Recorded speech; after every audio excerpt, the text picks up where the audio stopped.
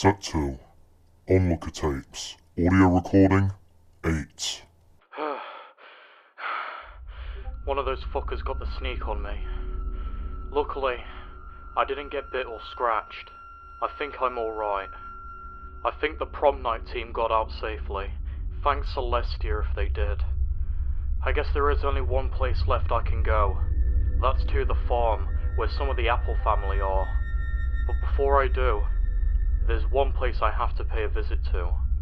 I went over to the school to see if there was any fillies or any pony inside left alive.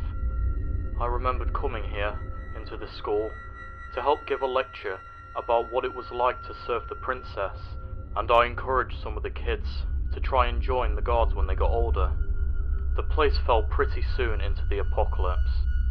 The royal guards were still a functioning thing at the time, and this was far before they decided to lock down everything.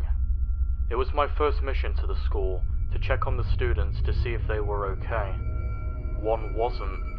His name was Snails. He was a ditzy kid, but he had a good heart. He was best friends with a fellow classmate called Snips. Snails had been bitten by one of the rabbits that the doctor had injected the virus with. At least, that's what I thought.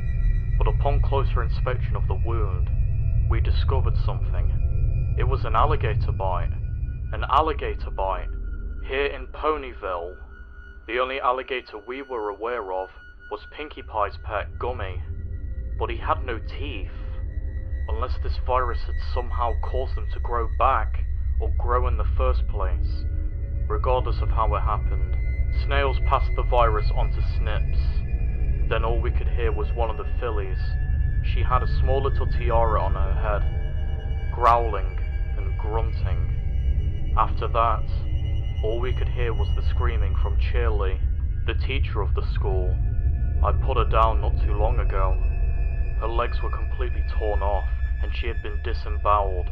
Chunks of her fur and flesh just laid scattered over the floor. Puddles of her blood just stained the floor and the walls. Her cutie marks had been scratched off and her skull was cracked open. She looked absolutely horrifying. I still have nightmares from that incident. Oh, the prominent crew are coming. I better clear off and observe them from a distance. Goodbye for now. Set 2. Onlooker tapes. Audio recording 9. I lost track of them. I tried to look at them from a distance, but I got surrounded by a wandering cluster of the dead, and I just barely scrambled out in time. These were some familiar faces. Bon Bon, Filthy Rich, Maya Maya, and sadly Derpy Hooves, all with blank emotionless eyes staring at me with intent to murder. I couldn't kill them. I instead chose to run. I'm now near the station where the trains are kept. The train tracks that lead to the Crystal Empire were amazingly still functional. I have no idea how that place is now during the apocalypse. I heard the tales of how it disappeared and reappeared. But one thing I've learned from this whole ordeal is expect the unexpected. One of the trains were broken, but with some repairs, it looked like it could still work, and it had a decent amount of fuel left. So I decided to check out the Crystal Empire to see if there was anything of note there. It took all day to fix the train. Luckily none of the dead came for me while I was fixing it. But I swear, they're getting worse and worse by the day. More of them keep appearing. They look worse and worse. I don't know if the world is going to recover from this virus. I didn't have my hopes up high anymore, for obvious reasons, but I still had some hope. I will keep you updated when I arrive to the Crystal Empire, if there is anything of significant note that comes up. Celestia knows what could be in there. Goodbye for now. Set 2. Onlooker tapes. Audio recording 10. It's gone. It's far worse than I thought. The entire Crystal Empire had been pummeled and destroyed. The crystal ponies were dead, sliced open and ripped apart. Pretty much everything that I'd been accustomed to. Luckily though, there were none of them that were still alive. I'm on my own on the streets. But out of all of the places that had been destroyed, one stood out. The castle. It hadn't been nearly as destroyed as much of the other parts of the Empire. Granted, It did take a beating. Chunks of it had looked cracked, or some parts had even collapsed in on itself. Clutching my weaponry, I headed inside of the castle with caution, knowing travelling through here would be chaotic. The inside of the place oddly looked clean.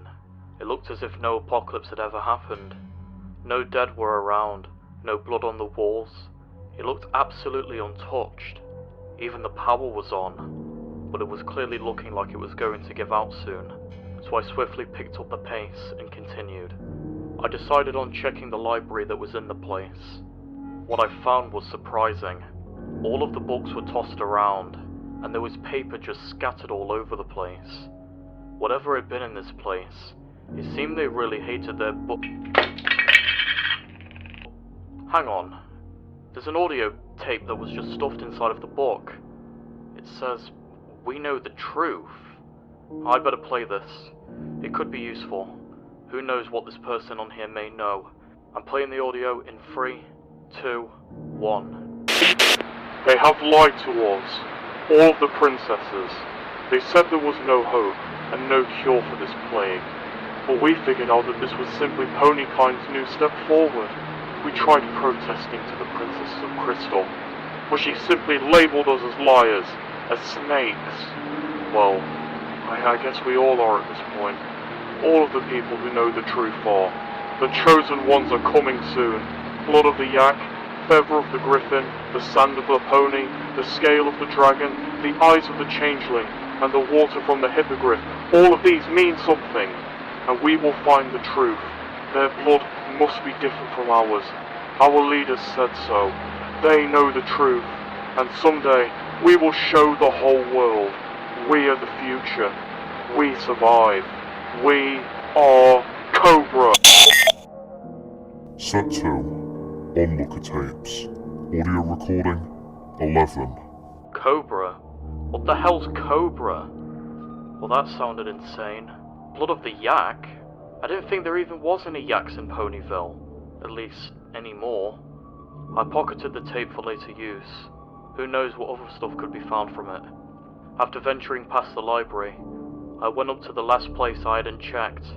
All the other places like the kitchen and other things still had little bits of supplies left over, but most of it was gone. When I made it to the top of the throne room, something immediately caught my sight. It was a sight I never thought I would see. Seated on the throne, the rotting body of a pink pony was laid keeled over. In this pony's left hoof was what appeared to be a shotgun. However, what told me the identity of this pony was their 2 cutie marks. Blue crystal hearts. It was Cadence. She had killed herself, and upon examining her body, it told me why she did. On the other hoof was a bite mark, with the teeth marks looking like it came from a child. Could that be Flurry Heart? Was she infected? Did Cadence have to kill her? Before any of those questions could be answered, I noticed that there were papers all over the floor and all over the walls, just scribbled in with black ink. Upon picking these papers up to read, I saw that there were many frantic things written down. We couldn't save her. Why did you leave me, my love? My baby cannot be saved. My end is now. May Celestia have mercy on all of us. Shining Armor did go missing, and I don't really know where he is. No pony knows. Maybe Cadence was already infected and decided he could leave to try and save Flurry Heart. I don't know though. I don't think no pony will know. Poor Cadence. She never really took part in all of the stuff that the other princesses did, like enforcing all these stupid rules, killing and locking away many innocent ponies who just tried to survive. Alright, I know what I must do now. I have to speak with the prom night crew. I have to. We have to figure out a way to escape this place and try to find a cure to the virus before the world goes. This stuff could easily spread out of Equestria and take over the entire world, and that's not happening on my watch. If those people on the recorder were right, maybe these Cobra people may have some good information, but they sound deranged. But we may have something to go on, and I'm not going to waste any more time. Set 2. Onlooker tapes. Audio recording 12. I'm exhausted. The train ran out of gas when I was almost near Ponyville's train station, and the walk back was tedious, especially when I'm carrying all of the things I need like food, water, ammunition, and these papers and tapes. I don't know where the heck the prom night crew are, but they have to still be in Equestria somewhere. I started off by venturing into the town hall, putting down a deceased Dr. Hooves while I was there. No pony was found. They told people to group up in the town hall to discuss the rationing of supplies and the interactions with neighbouring places like Cloudsdale and Appaloosa. Appaloosa were greedy snakes, who simply asked for too much and exchanged too little, not to mention how the mayor was cold and unfriendly to non-Appaloosian folk. The daylight was running out fast, so I decided to check some of the houses by the lake, and by some miracle, I found them. They have 3 more members with them. It was Applejack's little sister Applebloom, and her 2 friends Scootaloo and Sweetie Belle. I'm glad some fillies made it. That gives us something to fight for. This is it. I've been preparing for this for a few days now. I have to speak with them, to try and team up, to try and find the cure, to try and help every single pony, or being, or whoever still remains in this place. I hope I don't get— Wait! Look out! Come on, mate. We need to get the others and move. I think